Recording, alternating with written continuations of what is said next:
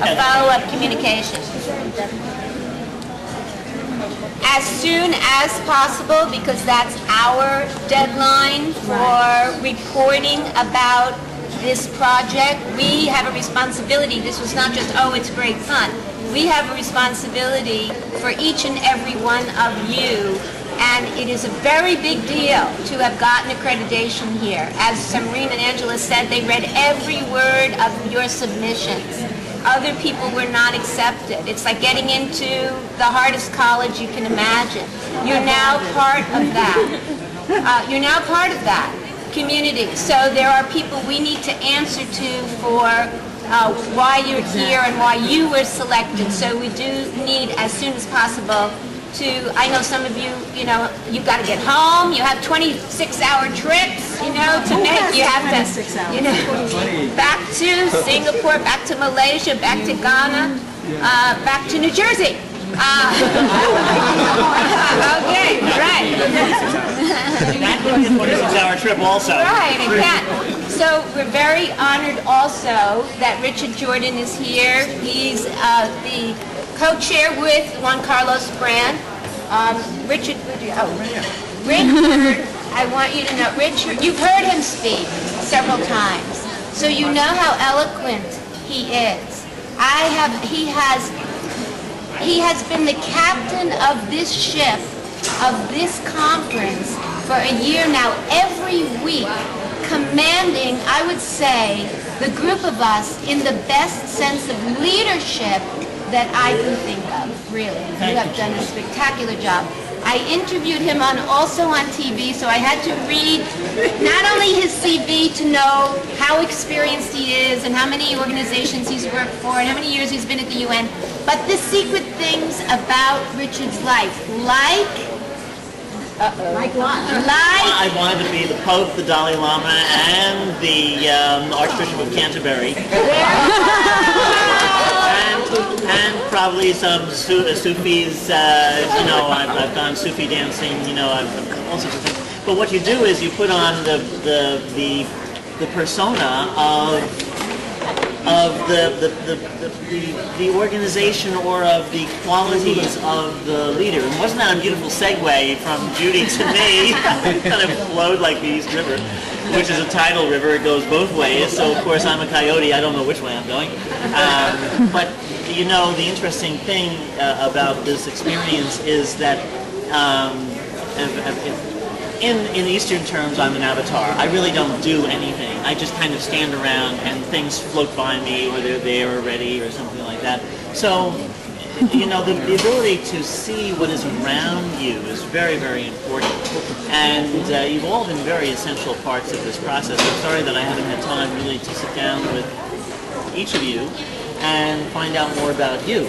I didn't tell her all of my secrets, by the way. That's yet to come out. So she has more interview material. She doesn't have a part of it. So I looked you up on Google. Oh, good. There's very little on me on Google, actually. You'll find me in different places, but very little, actually. You'll find Richard Jordan, the actor, who died. But I used to get phone calls asking, "Are you Richard Jordan, the actor?" And usually what I say is, if somebody says, "Aren't you?" This really happened to me at Beverly Stills when she made her Metropolitan Opera debut, to show how coyote-ish I am, and master of disguise. I was looking for a ticket for the Siege of Corinth, l'Assedio di Corinth, and I was in the plaza at the Metropolitan Opera House, and of course what we did, because I've done hundreds of operas, and people used to beg for tickets. They used to say, "Do you have an extra ticket? Do you have an extra ticket?" So I was there saying, "Do you have an extra ticket?" And someone walked up to me, a woman with just, she was so enthralled. She said, "Aren't you Kabalevsky?" Kabalevsky. And I said, "Yes."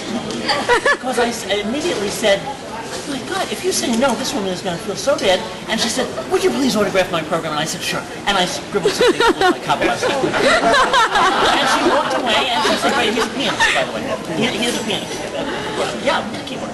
So about 15 minutes later, someone came by, and I said, "Do you have an extra ticket?" And they said no. And then all of a sudden they came back to me and said, if you go to the stage door and ask for 2 tickets in the name of Ivan Cherepnin, who was the stage designer, you'll get them. So I went downstairs and asked for, Ivan Cherepnin. I even spelled the name. And the woman said, who was it? It was a very famous person.